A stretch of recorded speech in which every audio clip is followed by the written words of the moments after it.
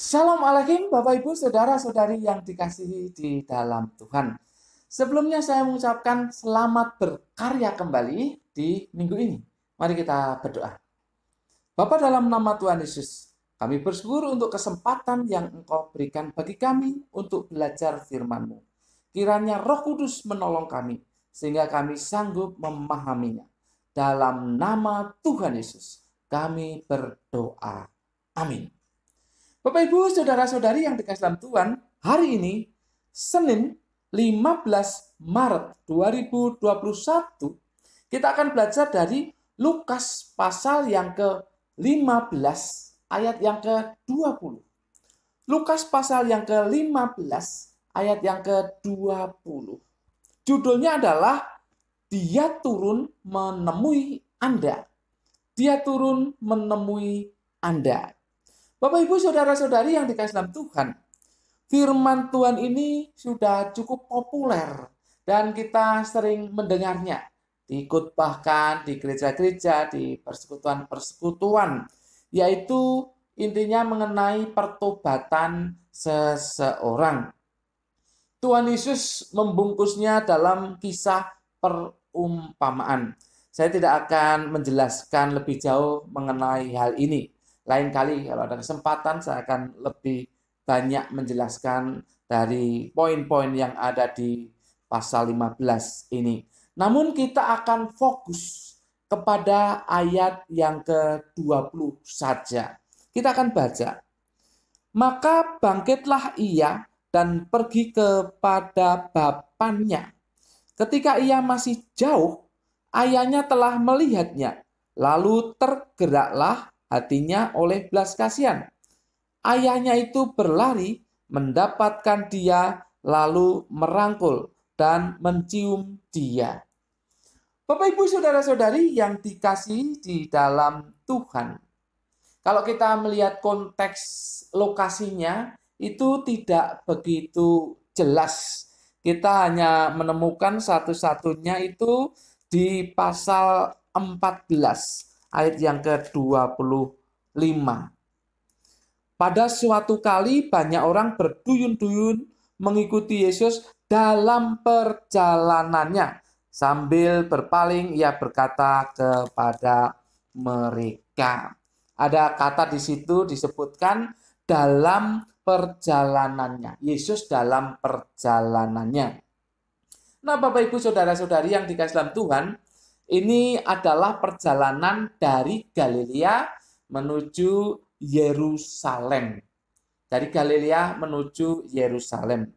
Kita tahu bahwa Galilea itu termasuk bagian utara dari negeri Israel, bagian utara. Sedang Yerusalem itu tentu bagian selatan. Galilea itu termasuk daerah yang tinggi. Dan Yerusalem termasuk daerah yang rendah. Oleh sebab itu perjalanan mereka, Yesus dan murid-muridnya itu berarti turun. Ya, berarti turun. Nah, berdasarkan ini, perumpamaan ini sepertinya juga ya mengambil konteks seperti itu, yaitu sang ayah yang diceritakan dalam perumpamaan itu lebih tinggi posisinya dari sang anak yang datang kepadanya. Terlebih lagi dikatakan ada kata yang di sini disebutkan, ketika ia masih jauh, ayahnya telah melihatnya. Ayahnya telah melihatnya. Karena menurut tradisi, rumah ayahnya ini ada di agak atas gitu ya. Jadi ketika dia keluar di halaman, menunggu anaknya, itu anaknya dari jauh sudah kelihatan. Jadi secara posisi sang ayah ini berada di atas, lebih tinggi dari sang anak yang baru datang. Maka saya mengambil judul Dia turun menemui Anda. Bapak Ibu Saudara-saudari yang dikasihi dalam Tuhan, ada 3 frase penting yang akan kita perhatikan di sini. Yang pertama adalah tergeraklah hatinya oleh belas kasihan. Dikatakan di situ, lalu tergeraklah hatinya oleh belas kasihan. Kata Yunani yang dipakai di sini adalah splagchnizomai. Splagchnizomai. Itu secara literal artinya tergerak usus besarnya. Ya. Tergerak usus besarnya. Tetapi tentu saja pemakaian di sini adalah berkaitan dengan hal yang lain, yaitu secara figuratif. Itu berarti simpati dan empati. Jadi kalau kita perhatikan di sana, ayahnya telah melihat anak itu datang, lalu dia ada simpati dan ada empati. Bapak, Ibu, saudara-saudari yang dikasihi dalam Tuhan, ayah mana yang tidak simpati dan empati melihat anaknya yang datang dalam kondisi menderita? Ayah yang mana? Tentu ayah yang normal, yang baik ya. Ayah yang mana yang tidak simpati dan empati melihat anaknya itu datang kepadanya dalam kondisi yang menderita? Itu frase pertama.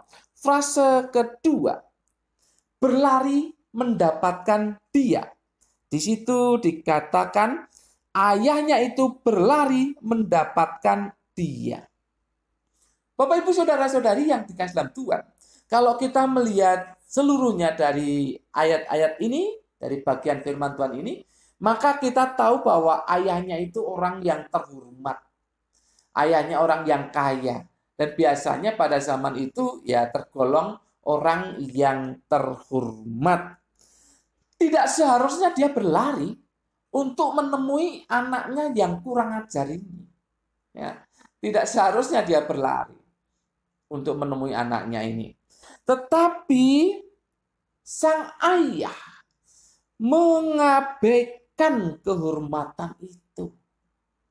Sang ayah mengabaikan kehormatannya untuk berlari menemui anaknya. Kemudian frase yang ketiga disebutkan di sini, lalu merangkul dan mencium dia. Merangkul dan mencium dia. Bapak, Ibu, saudara-saudari yang dikasihi dalam Tuhan, menurut tradisi, merangkul dan mencium, itu mencium leher ya, itu adalah tindakan yang dilakukan oleh seorang hamba. Tindakan yang dilakukan oleh seorang hamba, yaitu merangkul dan mencium. Bapak, Ibu, ya kita melihat ya, dalam kasus ini, ayahnya itu sudah berlari, lalu merangkul dan mencium anaknya. Artinya bahwa ayahnya ini memposisikan diri sebagai hamba. Luar biasa. 3 hal yang kita lihat di sini. Ayahnya tergerak oleh belas kasihan melihat anaknya yang menderita. Lalu dia berlari mendapatkan anaknya. Kemudian merangkul dan mencium dia. Ini tindakan yang sangat rendah hati dan penuh kasih. Bapak, Ibu, saudara-saudari yang dikasihi dalam Tuhan, inilah yang dilakukan Tuhan kepada manusia. Inilah yang dilakukan Tuhan kepada manusia. Bapak, Ibu, ketika Tuhan melihat manusia dalam penderitaan, terutama penderitaan karena belenggu dosa, tertekan kehidupannya karena belenggu dosa. Ketika Tuhan melihat manusia dalam keadaan seperti itu, maka Tuhan tergerak hatinya dengan belas kasihan. Dengan belas kasihan. Jadi perhatikan ini. Tuhan tergerak hatinya dengan belas kasihan. Melihat manusia mengalami penderitaan paling utama dalam hidup manusia, yaitu dosa. Dibelenggu oleh dosa yang nantinya bisa menyebabkan kematian kekal. Itulah sebabnya Tuhan tergerak hatinya oleh belas kasihan kepada manusia. Tapi juga di dalam praktek kehidupan jasmani, Tuhan Yesus juga tergerak hatinya oleh belas kasihan ketika melihat orang-orang yang mengikut dia. Bukan hanya secara rohani tidak memiliki pemahaman yang benar, tetapi juga secara jasmani mereka menderita. Maka Tuhan Yesus tergerak hatinya oleh belas kasihan. Itulah Tuhan kita, Bapak Ibu. Tuhan kita yang tergerak hatinya oleh belas kasihan oleh karena melihat manusia di dalam penderitaan, terutama penderitaan rohani. Lalu kalau kita perhatikan, Tuhan mencari dan menemui manusia. Tuhan mencari dan menemui manusia. Dia datang ke dunia ini untuk mencari orang berdosa. Firman Tuhan mengatakan bahwa bukan orang benar yang dia cari. Bukan orang benar yang memerlukan keselamatan itu, tetapi dia mencari orang berdosa, menemuinya. Ini adalah Tuhan yang luar biasa.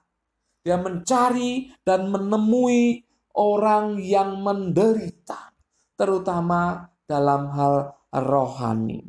Dan kita perhatikan bahwa Tuhan kemudian memposisikan dirinya sebagai hamba. Filipi pasal 2 mengatakan dengan jelas bahwa dia mengambil bentuk manusia, mengambil rupa seorang hamba, dan seterusnya dikatakan di situ.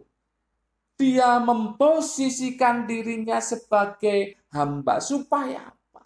Supaya bisa merangkul manusia. Supaya bisa mencium manusia. Supaya bisa memberikan anugerah keselamatan bagi manusia. Itulah Tuhan kita. Dia datang, turun dari kemuliaannya di surga, turun ke dunia untuk menemui manusia dan kemudian merangkul dan menciumnya. Artinya bersama manusia hidup dalam kebersamaan dengan manusia. Untuk apa? Untuk menyelamatkan manusia. Itulah Tuhan kita, Bapak Ibu, saudara-saudari. Apa yang kita bisa terapkan? Bukankah kita seharusnya juga meneladani dia? Apakah Anda tergerak hatinya oleh belas kasihan ketika melihat orang lain menderita, terutama menderita secara rohani, membutuhkan keselamatan, membutuhkan kehidupan yang kekal? Begitu banyak orang yang menderita secara rohani. Apakah Anda tergerak hatinya oleh belas kasihan? Kalau kita meneladani Tuhan, maka seharusnya hati kita tergerak oleh belas kasihan, melihat orang-orang yang menderita, terutama secara rohani. Bukankah kita seharusnya datang menemui mereka? Dengan belas kasihan itu, kita datang menemui mereka. Kita turun mendapatkan mereka. Jangan bersikap gengsi. Jangan bersikap seperti orang tinggian. Jangan bersikap seperti orang yang ada di atas. Kita turun menemui mereka. Siapapun mereka. Orang-orang terlantarkah? Atau orang-orang sederhanakah? Orang-orang miskin? Karena mereka membutuhkan keselamatan.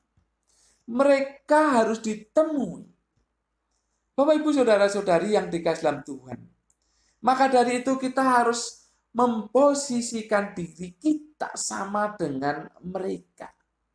Jangan menjadi orang yang sepertinya, kalau datang dengan posisi sebagai orang yang mampu, kaya, pandai, dan seterusnya, berjabatan, bagaimana kita bisa menemui mereka dan membawa mereka kepada Tuhan? Mereka dalam penderitaan, mari kita memposisikan diri kita sama seperti mereka. Kita hamba. Kita hamba. Bapak, Ibu, saudara-saudari yang dikasihi dalam Tuhan. Kalau kemudian ayah ini kemudian mengadakan pesta karena anaknya kembali lagi, maka bersukacitalah kita ketika ada orang yang disembuhkan secara rohani khususnya. Ketika ada secara jasmani orang juga dibangkitkan, maka bersukacitalah kita.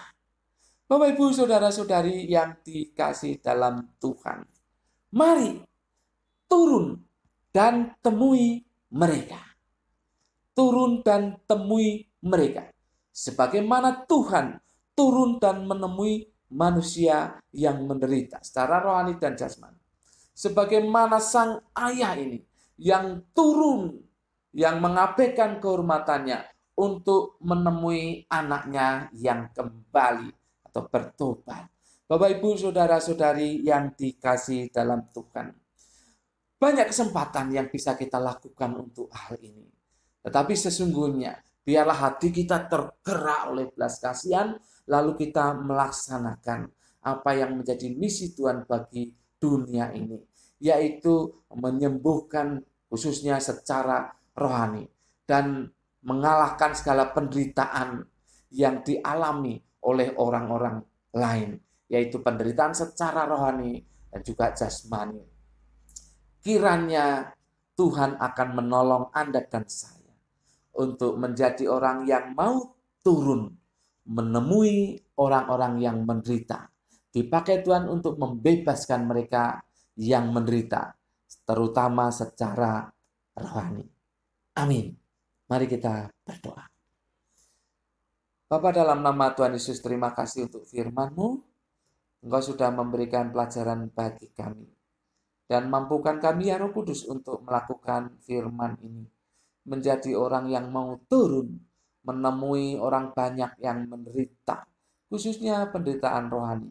Dan biarlah kami memohon kepada Tuhan untuk dipakai membebaskan orang dari penderitaan rohani. Kiranya Roh Kudus menolong kami sekali lagi untuk melakukan firman ini. Dalam nama Tuhan Yesus, kami berdoa dan mengucap syukur. Semua yang percaya katakan amin. Tuhan memberkati Bapak, Ibu, saudara-saudari senantiasa